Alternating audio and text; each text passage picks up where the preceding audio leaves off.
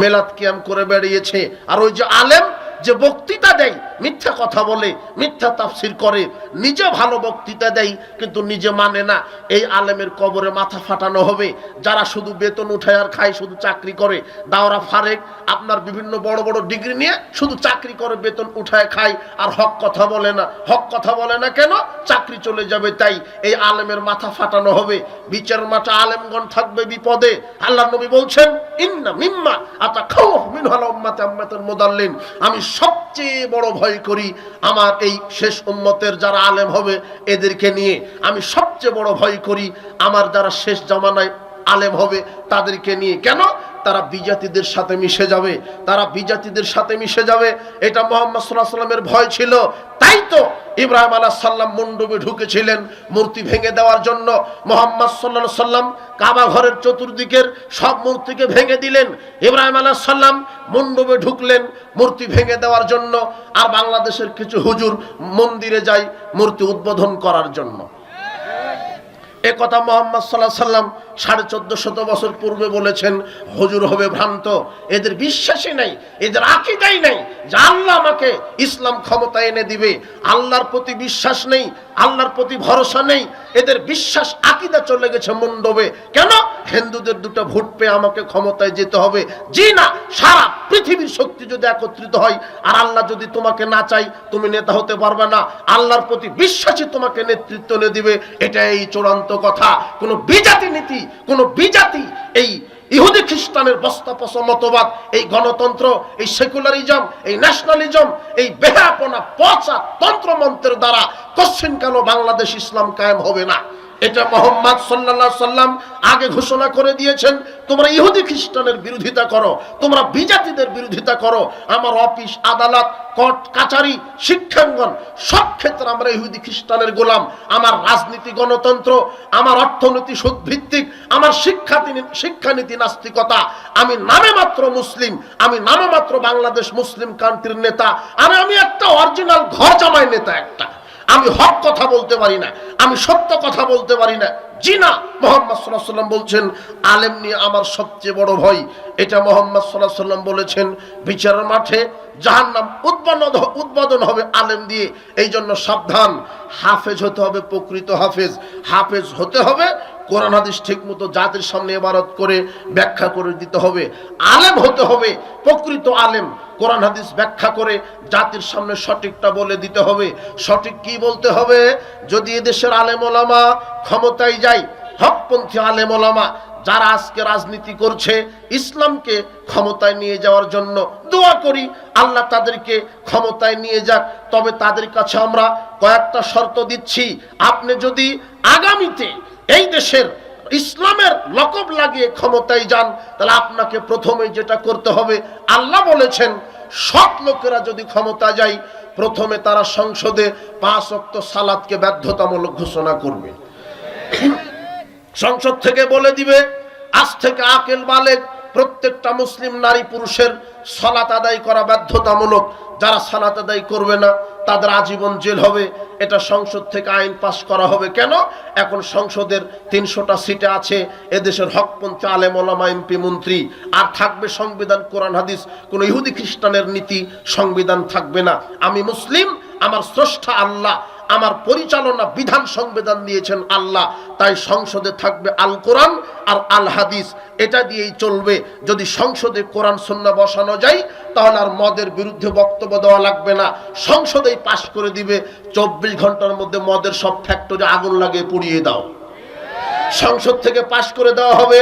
যারা বিবাহের পরে জেনা করবে, মাওলানা সাহেব আর জেনার বিরুদ্ধে বক্তব্য দিবে না, ওয়াজ মাহফিল আর হবে না, বক্তব্য সংসদ থেকে হবে। বলে দিবে 24 ঘন্টার মধ্যে পর্দা ফরজ মুসলিম নারী পুরুষের। যারা বিবাহের পরে জেনা করবে তাদেরকে লক্ষ কোটি মানুষের সামনে বুক পর্যন্ত মাটিতে গেড়ে দিয়ে পাথর মেরে মাথা ফাটিয়ে দাও। এই আইন যেদিন বাংলার জমিনে কায়েম হবে, বাংলার জমিন থেকে রাতারাতি লুচ্চামি বন্ধ হয়ে যাবে। তখন আর বক্তব্য দেওয়া লাগবে না। যখন পাশ করা হবে, বিবাহের পূর্বে যদি কোনো যুবক যুবতী জেনায় লিপ্ত হয়, তাহলে তার শাস্তি হবে কি? 100 লাঠি পিটাও, 1 বছর এলাকা ছাড়া করো। এইভাবে সংসদে পাশ করা হবে। আর কি পাশ করা হবে? সংসদ থেকে পাশ করা হবে, বাংলাদেশে যত এনজিও আছে, সুদ ভিত্তিক ব্যাংক আছে, সব লাথি মেরে কবর দাও। এই ডিগ্রি পাশ করা হবে, এই আইন পাশ করা হবে। আর কি পাশ করা হবে? বাংলাদেশে পাশ করা হবে, যখন সংসদে কোরআন হাদিস বসবে, তখন আপনার নেতা 24 ঘন্টা নয়, 24 সেকেন্ডের মধ্যে বলবে, আপনার এই বাংলাদেশে যে শিরকি জাতীয় সঙ্গীত, ওরা তোমার আকাশ তোমার বাতাস, লাথি মেরে বাংলার জমিন থেকে কবর রচনা করে দাও। এইভাবে আইন পাশ হবে, সংসদ থেকে আইন পাশ হবে। কিন্তু আপনার হুজুর যদি গণতান্ত্রিক পদ্ধতিতে রাজনীতিতে মাঠে নেমে যদি ক্ষমতায় যায়, এগুলি পারবে না। আর 24 ঘন্টা কেন, 24 ঘন্টার মধ্যে আর একটা আইন পাশ করবে তোমার হুজুর। তোমার হুজুর বাংলাদেশ আহলে হাদিস মসজিদ মাদ্রাসা ভেঙে দেওয়া হয়, তোমার হুজুর কিছুই বলে না। তোমার হুজুর ওই সময়তে, যেই সময়তে বাংলাদেশের আহলে হাদিসের মসজিদ মাদ্রাসা প্রোগ্রাম বন্ধ করা হচ্ছে, ওই সময় তোমার এই দাড়ি টুপিওয়ালা হুজুর মন্দির পাহারা দিতে মুসলমানের যুবককে পাঠায় দেয়। তোমার হুজুরের কি হবে? তোমার হুজুরের বিচারের মাঠে কি হবে? আশ্চর্য কথা, যেখানে মসজিদ মাদ্রাসা ভেঙে খান খান করে দেওয়া হচ্ছে, তোমার হুজুর একটা বক্তব্য নেই যে মসজিদ ভাঙবে কেন। আশ্চর্য কথা, এই হুজুর দিয়ে ধর্ম চলবে না। এইভাবে রাজনীতি করলে সমাজ ইসলাম কায়েম হবে না। আপনাকে সাবধান করছি, উপস্থিত বৈঠকের মুসলিম দিনী ভাই বোন, আপনার হুজুর ক্ষমতায় যাওয়ার পরে বলবে, কি বলবে? মুহাম্মদ সাল্লাল্লাহু আলাইহি ওয়াসাল্লামের ভাষাতে কথা বলবে, লা তাদাতিম ফালান ইল্লা তামাসতাহু ওয়ালা কবরান মুশরিফান ইল্লা সাওয়াইতাহু। আপনার হুজুর সংসদের এমপি হওয়ার সাথে সাথে বলবে, শোনো, 24 ঘন্টার মধ্যে বাংলাদেশে যত মাজার, খানকা, দরগা, ওরস আছে, লাথি মেরে মাটি সমান করে দাও। এটা বলতে পারবে? তোমার হুজুর মাজার থেকে ভোটের ক্যানভাস শুরু করে, তোমার হুজুর তো বলতে পারবে না। এই জন্য সাবধান, তুমি কার নেতৃত্বের ছায়া তলে গেছ, তুমি সাবধান হও যুবক। এমন নেতার পিছনে ছোট না। আলেম হবে ভ্রান্ত, কিন্তু প্রকৃত আলেম হতে হবে। আমি বলছিলাম যে কবরে মাথা ফাটানো হবে এক শ্রেণীর হুজুরের, এক শ্রেণীর আলেমের, জিহুবা কাটা হবে এক শ্রেণীর বক্তার, যারা মিথ্যা কথা বলে, মিথ্যা তাফসির করে, সমাজে জাল জয়ীব শিরক বেদাত চালু রেখেছে, এমন বক্তার মাথা ফাটানো হবে, জিহুবা কাটা হবে, আর বিচারের দিন জাহান্নাম উদ্বোধন হবে। এগুলি আকীদা মানহাজের জ্ঞান না জানা পর্যন্ত ওই আলেম দিয়ে কি হবে? ওই আলেম দিয়ে জাহান্নাম উদ্বোধন হবে। দুনিয়াতে মন্দির উদ্বোধন হয়, পরকালে আল্লাহ কি উদ্বোধন করবেন? জাহান্নাম।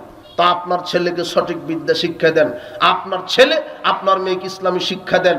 ইসলামী যদি শিক্ষা দেন, তাহলে কোরআনে লেখা আছে যে লা তাকুলু আমওয়ালাকুম বাইনাকুম বিল বাতিল।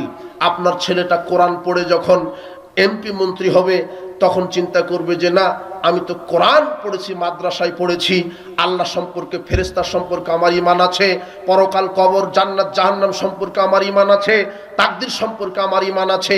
কাজে আমি নেতা হয়েছি, এমপি মন্ত্রী হয়েছি, আমি জনগণের টাকা চুরি করব না। এই সন্তান কোরআন পড়ার পরে যদি এমপি হয়, মেম্বার হয়, চেয়ারম্যান হয়, এ তখন আর জনগণের টাকা চুরি করবে না। কিন্তু যারা এমপি মন্ত্রী হয়, কোরআন পড়া তো বহুদূরের কথা, অজুই জানা নেই, নামাজ তো বহুদূরের কথা, কি জানে না। একটা চেয়ারম্যান হতে 1 কোটি টাকা খরচ করছে আপনার চেয়ারম্যান, ও 1 কোটি টাকা খরচ করছে 50 কোটি চুরি করার ধান্দাতে। আপনি আবার ঠিক বলছেন, আপনি তো 500 টাকাতে বিক্রি হয়ে যান। কোথায় আমি বক্তব্য দিচ্ছি? 500 টাকাতে আপনি তো বিক্রি হয়ে বেনামাজিকে ভোট দিয়ে দিলেন। এই বেনামাজি এমপি হওয়ার পরে নামাজ কায়েম করবে? আপনি তো ভোট দিয়ে এক লুচ্চাকে এমপি বানালেন, ও জেনার বিধান কায়েম করবে? আশ্চর্য কথা, যে দেশের পিয়ন 400 কোটি টাকার মালিক, আপনার এমপির অবস্থা কি? ও ক্ষমতায় গিয়ে চুরি করলে হাত কাটা যাবে, এই বিধান কায়েম করবে? কায়েম করলে আপনার নেতারই আগে হাত কাটা হবে। সাবধান। এই জন্য জাতিকে সঠিক কোরআন সুন্নাহ আকীদা মানহাজের জ্ঞান শিক্ষা দিতে হবে। হুজুর হলেই হবে না, আলেম হলেই হবে না। বহু আলেমকে দিয়ে জাহান্নাম উদ্বোধন করা হবে। সেই আলেম কোন আলেম? বহু আলেম আছে জাহান্নামের দিকে মানুষকে ডাকছে, কোরআন হাদিসের বিকৃত অর্থ করে বলছে যে কোরআনেই পীর ধরার দলিল আছে, কোরআনেই পাখা মার্কায় ভোট দিতে হবে দলিল আছে, কোরআনেই নৌকাতে ভোট দিতে হবে দলিল আছে। তোমার হুজুর কোরআন থেকেই দলিল খুঁজছে। আশ্চর্য কথা, আশ্চর্য কথা। এই হুজুর দিয়ে হবে না। এই হুজুর কোরআন সুন্নাহকে বিকৃত করছে। সঠিক শিক্ষা দিতে হবে। যাই হোক, এরপর আল্লাহ নবী বলছেন ওই যে আগুনের চুলাতে জ্বালানো হচ্ছে, ওটা দেখালে ওটা কারা? বলছে ওরা হলো জেনাকার নারী পুরুষ, যারা জেনা করত। যেই ছেলেটা নারীর সাথে প্রেম ভালোবাসা করতে গিয়ে জেনায় লিপ্ত হয়েছে। এই মেয়ে, এই বোকা মহিলা, তুমি বলছো যে ওটা বয়ফ্রেন্ড। ওটা বয়ফ্রেন্ড নয়, ওটা হলো তোমার ইন্টারন্যাশনাল ধর্ষক, তোমাকে ধর্ষণ করে ছেড়ে দিবে ও। তুমি বলছো যে ওটা বয়ফ্রেন্ড, হারামখোর। এই যুবক, তুমি বলছো ওটা দিনী বোন, তুমি ওর দিনী বোন হলো কি করে? ওটা তোমার দিনী বোন হয় কি করে? তুমি যে পার্কে ঘুরতে চলে গেছো, আবার শয়তান তোমাকে শিখিয়ে দিয়েছে প্রেম হলো পবিত্র। প্রেম পবিত্র? আর আপনার মেয়েটাকে একটা পুরুষ টিচারের কাছে টিউশনি করতে দিয়ে পাঠিয়েছেন কেন? এভাবে কি শরীয়ত জায়েজ আছে যে পুরুষের পাশে বসে মেয়েরা পড়াশোনা করবে, একই ক্লাসে ছেলে মেয়ে বসে পড়াশোনা করবে? ইসলাম এটা স্বীকৃতি দেয় না। এগুলি সহশিক্ষা, জেনার শিক্ষা ব্যবস্থা। জিনা, তোমার জাতি তোমাকে বলছে শিক্ষক হলো গুরুর মতো, শিক্ষক হলো পিতার মতো। শিক্ষক এমন পিতার পিতা, ছাত্রীকে ধর্ষণ করে বসে আছে, ছাত্রীকে বের করে বিবাহ করে চলে গেছে। আপনার তো খুব বিশ্বাস যে না, আপনার মেয়ে বলছে আব্বু কোনো টেনশন নাই, আমি শিক্ষা সফরে এসেছি। মালাকুল মউতের সাথে গেছে শিক্ষা সফরে, বলছে যে আব্বু আমি বয়ফ্রেন্ডের সাথে আছি। তখন আপনি আবার তাহাজ্জুদ পড়ে দোয়া করছেন, হে আল্লাহ আমার মেয়েটাকে সহি সালামতে ফিরিয়ে দিও। এমন সহি সালামত যে বিবাহের পূর্বেই পেটে বাচ্চা। কি সহি সালামত রে ভাই? আপনি আবার হাসছেন কেন? আপনার মেয়েটা কি, আপনি কি মাথায় গোবর আছে? আপনার মেয়েটা দুপুর 12টায় বের হয়, রাত 12টায় ফিরে। এত সময় কোথায় কোচিং করলো আপনার মেয়েটা? কোথায় কোচিং করলো? ল্যাংটা পোশাক পরে বাহির করে দিয়েছেন। আশ্চর্য কথা, আপনি দায়ুস হালাসাতুন কাদ হারামাল্লাহু আলাইহিমুল জান্নাহ, 3 শ্রেণীর মানুষের উপরে জান্নাত হারাম করেছেন। এক, যার বউ বেটি ল্যাংটা হয়ে চলে সে জান্নাতে যাবে না হজ যাকাত তাহাজ্জুদ দিয়ে। 2, যে বিড়ি সিগারেট জর্দা গুলিয়া বা ফেনসিডিল খায় সে তাহাজ্জুদ দিয়ে জান্নাতে যাবে না। 3, যেই নারীটা পুরুষের বেশ ধারণ করে, যেই পুরুষ নারীর বেশ ধারণ করে। তোমার মিডিয়া হচ্ছে তার পক্ষ থেকে আসা নবীর সুন্নাহ। রাসূল সাল্লাল্লাহু আলাইহি ওয়াসাল্লাম বলেছেন, তারাকতু ফিকুম আমরাইন লাম তাদিল্লু মা তামাসসাকতুম বিহিমা, কিতাবাল্লাহি ওয়া সুন্নাতা রাসূলি। রাসূল সাল্লাল্লাহু আলাইহি ওয়াসাল্লাম বলেছেন, আমি তোমাদের নিকটে দুটি জিনিস রেখে যাচ্ছি, যতদিন তোমরা আঁকড়ে ধরবে লাম তাদিল্লু, তোমরা কখনোই পথভ্রষ্ট হবে না। এক হচ্ছে আল্লাহর কিতাব এই কোরআন, আর এক হচ্ছে তার রাসূলের সুন্নাহ হাদিস। মানুষের চলার হেদায়েতের গ্রন্থই হচ্ছে এই দুটি, একটা হচ্ছে কোরআন আর একটা হচ্ছে হাদিস। আর আল্লাহ সুবহানাহু ওয়া তাআলা মানুষকে আগে ইবাদত করো, সালাত আদায় করো, সিয়াম পালন করো, ইবাদতের ব্যাপারে বলেননি। আগে বলেছেন কোরআন মাজিদের প্রথম আয়াত কি? ইকরা বিসমি রাব্বিকাল্লাযী খলাক, তুমি পড়ো তোমার প্রভুর নামে যিনি সৃষ্টি করেছেন। আগে পড়াশোনা করতে বলা হয়েছে, জ্ঞান অর্জন করতে বলা হয়েছে। ফাআলাম আন্নাহু লা ইলাহা ইল্লাল্লাহ, আগে এই বিদ্যা অর্জন করো যে আল্লাহ ছাড়া প্রকৃত কোনো মাবুদ নেই। তাহলে ইসলাম জ্ঞান অর্জনের বিষয়টা আগে প্রাধান্য দিয়েছেন। এজন্য রাসূল সাল্লাল্লাহু আলাইহি ওয়াসাল্লাম বলছেন, ফাযলুল ইলম খায়রুম মিন ফাযলিল ইবাদা, ইবাদতের মর্যাদার চাইতে জ্ঞানের মর্যাদা অনেক বেশি। কেননা যদি জ্ঞানই না থাকে তো ইবাদত করবেন কিভাবে? আগে ইবাদত না আগে জ্ঞান? হ্যাঁ, আগে জ্ঞান, না হলে আপনি তো ইবাদত করতে পারবেন না। আর সালাত আদায় করতে হবে, তো সালাতের আগে ট্রেনিং নিতে হবে, শিক্ষা নিতে হবে। সালাত আদায় কিভাবে করতে হয় এই বিষয়ে আগে জ্ঞান অর্জন করতে হবে, নাকি? সিয়াম কিভাবে রাখতে হয়, হজ করবেন, হজের একটা ট্রেনিং আছে যে কিভাবে কোথায় থেকে ইহরাম বাঁধতে হবে, কিভাবে সাফা মারা সাই করতে হবে, কাবা ঘর তওয়াফ করতে হবে, উকুফে আরাফা কিভাবে, মাথা মুন্ডন, কুরবানি কয় তারিখে। তো এগুলো হচ্ছে আগে জ্ঞান অর্জন করতে হয়, তাই না? ইবাদতের পূর্বে কি জ্ঞান। এই জন্য রাসূল সাল্লাল্লাহু আলাইহি ওয়াসাল্লাম বলছেন যে ইবাদতের মর্যাদার চাইতে জ্ঞানের মর্যাদা অনেক বেশি। আর সেই জ্ঞান হচ্ছে কোরআন এবং হাদিসের জ্ঞান, দ্বীনের জ্ঞান। যদি আপনার দ্বীনের জ্ঞান, ইসলামের জ্ঞান, শরীয়তের জ্ঞান না থাকে, আপনি দুনিয়াবি খুব পণ্ডিত, দুনিয়াবি ব্যাপারে আপনার অনেক জ্ঞান আছে, দুনিয়ার আপনার আকাশ তত্ত্ব, জমিন তত্ত্ব, হ্যাঁ, আপনি কম্পিউটার, আপনি মোবাইল ফাংশন, বিভিন্ন বড় ইঞ্জিনিয়ার, বড় ডাক্তার, বড় কবিরাজ, আপনি সচিব, আপনি কোনো মন্ত্রী, বা দুনিয়াবি বিষয়ে আপনার অনেক জ্ঞান। কিন্তু যদি দ্বীনের কোনো জ্ঞান না থাকে, ইসলামের যদি কোনো জ্ঞান না থাকে, তো রাসূল সাল্লাল্লাহু আলাইহি ওয়াসাল্লাম বলছেন, সহিহুল জামের মধ্যে একটা হাদিস আসছে, 1579 নম্বর হাদিস। রাসূল সাল্লাল্লাহু আলাইহি ওয়াসাল্লাম বলছেন, ইন্নাল্লাহা তাআলা ইউবগিযু কুল্লা আলিমিন বিদ-দুনিয়া ওয়া জাহিলিন বিল আখিরাহ। রাসূল সাল্লাল্লাহু আলাইহি ওয়াসাল্লাম বলছেন যে আল্লাহ প্রত্যেক দুনিয়াবি ব্যাপারে যারা পণ্ডিত কিন্তু দ্বীনের ব্যাপারে যারা মূর্খ, এদের প্রতি আল্লাহ গজব নাজিল করেন। কি নাজিল করেন? গজব। আমাদের সমাজে অনেক দেখবেন শিক্ষিত লোক আছে, আপনারা বলেন শিক্ষিত, মাস্টার ডিগ্রি পাস, ইঞ্জিনিয়ার, সচিব, আরো কত বড় বড় বিশেষ ক্যাডার, ডাক্তার আছে না? আছে, কিন্তু এদের ভিতরে দ্বীনের জ্ঞান নাই। দাড়িটা চাচা আছে, প্যান্ট টাকনোর নিচে, সালাত আদায় করে না, অজু ঠিক মতো জানে না, বড় বড় অফিসার চাকরি করে, দ্বীনের জ্ঞান নেই। খেতে হবে কিভাবে, বাম হাতে খাই, পকেটে সিগারেট বিড়ি আছে, জর্দা খাই, এদের তো দ্বীনের জ্ঞান নেই। যদি দ্বীনের জ্ঞান থাকতো তাহলে এই পাপগুলি করতে পারতো না। এই জন্য রাসূল সাল্লাল্লাহু আলাইহি ওয়াসাল্লাম বলছেন, আল্লাহ ওই ব্যক্তির প্রতি গজব নাজিল করেন যে ব্যক্তি দুনিয়াবি ব্যাপারে পণ্ডিত কিন্তু দ্বীনের ব্যাপারে জাহেল, মূর্খ। তো এর সংখ্যা কম না বেশি সমাজে? বেশি। দ্বীনের ব্যাপারে একেবারেই মূর্খ, জাহেল, দুনিয়াবি ব্যাপারে অনেক পণ্ডিত কিন্তু দ্বীনের জ্ঞান নেই। অথচ আল্লাহ সুবহানাহু ওয়া তাআলা কোরআন মাজিদে বহু জায়গাতে মানুষকে বিদ্যা অর্জনের কথা বলেছেন। আল্লাহ সুবহানাহু ওয়া তাআলা বলছেন, তোমরা পড়াশোনা করো তোমাদের প্রতিপালকের নামে, যিনি সৃষ্টি করেছেন আকাশ জমিন, তোমাদের সবকিছুকে, সে আল্লাহ সম্পর্কে জানো। রাসূল সাল্লাল্লাহু আলাইহি ওয়াসাল্লাম বলছেন, ইবাদতের মর্যাদার চাইতে দ্বীনের জ্ঞানের মর্যাদা অনেক বেশি।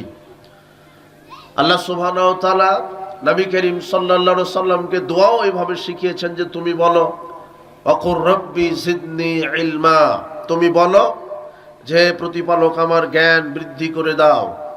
এভাবে আল্লাহর কাছে দোয়া করতে হবে। দ্বীনের জ্ঞান নিজে প্রচেষ্টা করে শিখতে হবে, আল্লাহর কাছে আগে দোয়া করে নিতে হবে। কেননা আল্লাহ মানুষকে যাকে জ্ঞান দান করে দ্বীনের, মা ইউরিদিল্লাহু বি খায়রান ইউফাক্কিহু ফিদ্দীন, রাসূল সাল্লাল্লাহু আলাইহি ওয়াসাল্লাম বলছেন, আল্লাহ যার কল্যাণ চান তাকেই দ্বীনের সঠিক বুঝ, দ্বীনের সঠিক জ্ঞান দান করেন। আল্লাহ সুবহানাহু ওয়া তাআলা কোরআন মাজিদে বলছেন, ইউতিল হিকমাতা মাইয়াশা, তিনি যাকে ইচ্ছা হিকমা, প্রজ্ঞা দান করেন। ওয়া মা ইউতাল হিকমাতা ফাকাদ উতিয়া খায়রান কাসীরা, আর যাকে তিনি হিকমা, বিদ্যা, জ্ঞান দান করেন তার জন্য আল্লাহ অনেক কল্যাণ রেখেছেন। ওয়ালা ইউহিতুনা বিশাইইন মিন ইলমিহি ইল্লা বিমা শাআ, আয়াতুল কুরসিতে এই শব্দটা আছে না? এর অর্থ কি? যে আল্লাহর শক্তি ছাড়া কেউ জ্ঞান অর্জন করতে পারবে না। আপনি নিজে নিজে জ্ঞান অর্জন করতে পারবেন না। সাহায্য কার কাছে চাইতে হবে? আল্লাহর কাছে। রিজিকের মালিক আল্লাহ, জ্ঞান দান করার মালিকও আল্লাহ। তো সে আল্লাহর কাছে জ্ঞান ভিক্ষা চাইতে হবে, সেটা আল্লাহ শিখিয়ে দিয়েছেন। রব্বি জিদনি ইলমা, প্রতিপালক আমার জ্ঞান আমার বুদ্ধি বাড়িয়ে দাও। আর যারা দ্বীনের জ্ঞান রাখে তারাই আল্লাহকে ভয় করে, পরকালকে ভয় করে। আল্লাহ সুবহানাহু ওয়া তাআলা বলছেন, ইন্নাল্লাহা ইয়াখশাল্লাহা ইন্নামা ইয়াখশাল্লাহা মিন ইবাদিহিল উলামা, নিশ্চয় যারা জ্ঞানী তারা আল্লাহকে ভয় করে। কারা আল্লাহকে ভয় করে?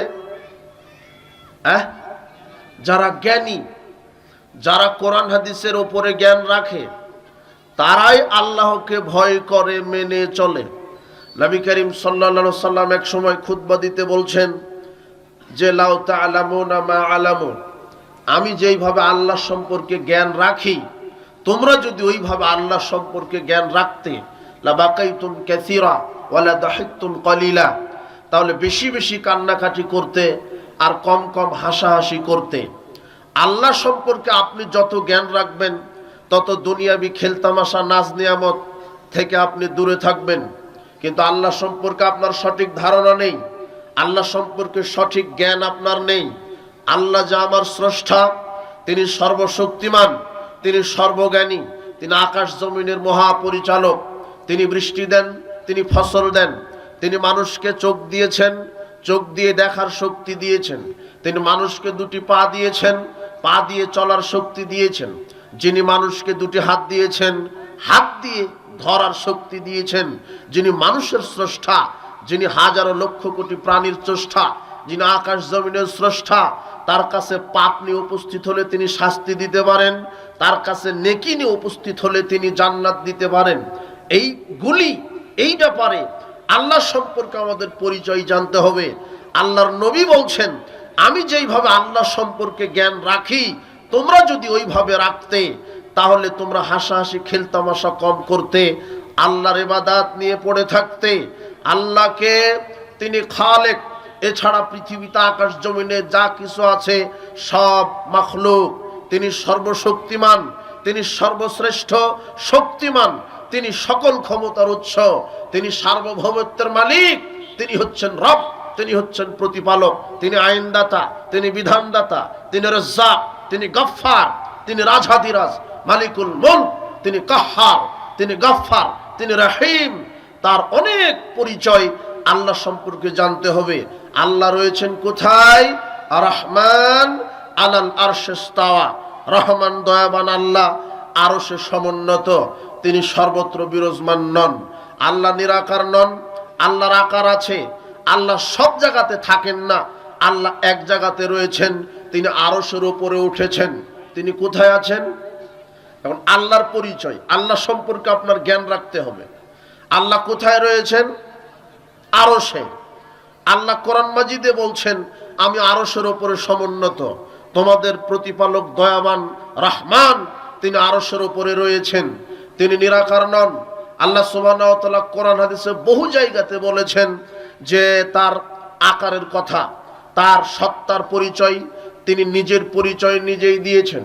তিনি বলছেন, শোনো হে ইবলিস, মা মানাকা আন তাসজুদা লিমা খালাকতু বিয়াদাইয়া, হে ইবলিস, আমি যে আদমকে দুই হাত দিয়ে তৈরি করলাম তাকে সেজদা দিতে তোমাকে কিসে বাধা দিল? তাহলে আল্লাহর কয় হাত আছে? দুই হাত। এরপর আল্লাহ কোরআন মাজিদে বলছেন, নূহ ওয়াসনাইল ফুলকা বিআয়ুনিনা, হে নূহ, তুমি আমার দুই চোখের সামনে নৌকা তৈরি করো। তাহলে আল্লাহর কি আছে? চোখ। আল্লাহ সুবহানাহু ওয়া তাআলা কোরআন মাজিদে বলছেন, ইয়াউমা ইয়াকশাফান সাকিউ ওয়া ইয়াদউনা ইলাস সুজুদে ফালা ইস্তাতিউন, কিয়ামতের দিন আল্লাহ তার পায়ের নলা প্রকাশ করবেন যাতে করে মানুষ, মুমিন নারী পুরুষ তাকে সেজদা দিতে পারে। কিন্তু দুনিয়াতে যারা 5 ওয়াক্ত সালাত আদায় করেনি তারা সেজদা দিতে পারবে না। নবী করিম সাল্লাল্লাহু আলাইহি সাল্লাম বলছেন, ফাম্মান নার ফালাতামতালু হাত্তা ইয়াজাল্লাহু রিজলাহু, বিচারের মাঠে যখন জাহান্নামীকে জাহান্নামে দিবে, জান্নাতীদেরকে জান্নাতে দিবে, জাহান্নামে মানুষকে দিতে দিতে জাহান্নাম পূর্ণ হবে না, এক সময়তে আল্লাহ জাহান্নামের ভিতরে তার পা ঢুকিয়ে দিবেন। তাহলে আল্লাহর কি হলো? পা। তাহলে কোরআন মাজিদ এবং হাদিস আল্লাহ নিজের পরিচয় নিজেই দিচ্ছেন, তার হাত, তার চক্ষু, তার পা, তো আপনি কি করে বলছেন নিরাকার? আল্লাহর আকার আছে, হাত আছে, পা আছে, চক্ষু আছে, নফস আছে, চেহারা আছে। আল্লাহ বলছেন ফাইনামা তুয়াল্লু ফাসাম্মা ওয়াজহুল্লাহ, তোমরা যেদিকেই